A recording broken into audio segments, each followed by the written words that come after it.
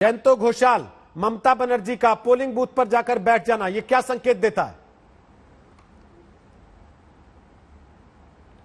देखिए, मैं आज सुबह से नंदीग्राम में ही था और ममता बनर्जी घर से नहीं निकले थे, दोपहर तक नहीं निकले थे, घर में ही थे। शुभेंदु अधिकारी डिफरेंट बूथ में जा रहे थे और देख रहे थे चुनाव, लेकिन ममता ने नहीं निकले थे।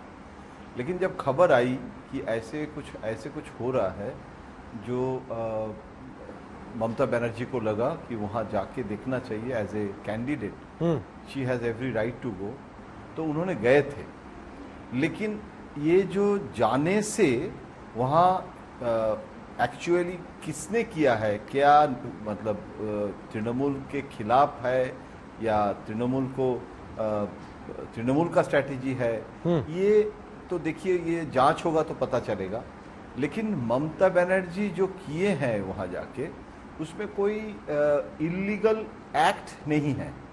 लेकिन आप कह सकते हैं कि चुनाव का जो गर्मा गर्मी है, वहाँ मैंने देखा है कि सुबह बहुत शांति था और एकदम छोटा छोटा बूथ में महिला भी नई साड़ी पहन के वोट देने आए हैं। और मैं बात कर रहे थे, मान लीजिए एक साथ एक परिवार में 4-5 लोग आए हैं लाइक ए फेस्टिवल, तो वो बूथ था।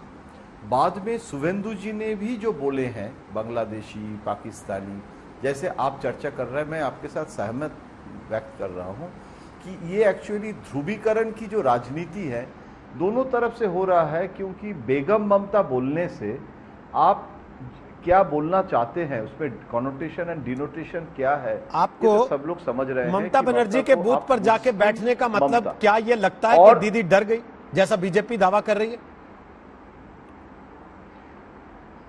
नहीं, देखिए, मैं बार बार आज सुबह से बोल रहा हूं कि ममता ऐसे चुनाव मैं जिंदगी में 1984 से कवर कर रहा हूं, कभी नहीं देखा।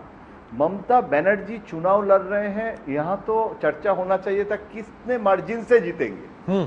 वहां जाके ये जो चर्चा हो रहा है कि शुभेंदु जीतेगा या नहीं, ये जो सवाल आप कर रहे हैं, और आप नहीं, चाय के दुकान में भी चर्चा हो रहा है। मैंने जब पूछा, गांव के लोग कह रहे हैं कि इस बार बोलना मुश्किल है, कठिन लड़ाई है। तो ममता बनर्जी के बारे में अगर ये कहा जाता है कि कठिन लड़ाई, तो इसका मतलब she is under pressure, no doubt of it. क्योंकि भाजपा ने जो स्ट्रैटेजी लिए हैं, और मोदी जी आज भी तो कलकत्ता में मोदी जी हैं और उलुबेरिया में हैं, और जैसे बोल रहे हैं मोदी जी, कोई कटु बात नहीं बोल रहे हैं, और दीदी दीदी करके बहुत बांग्ला में बोल रहे हैं।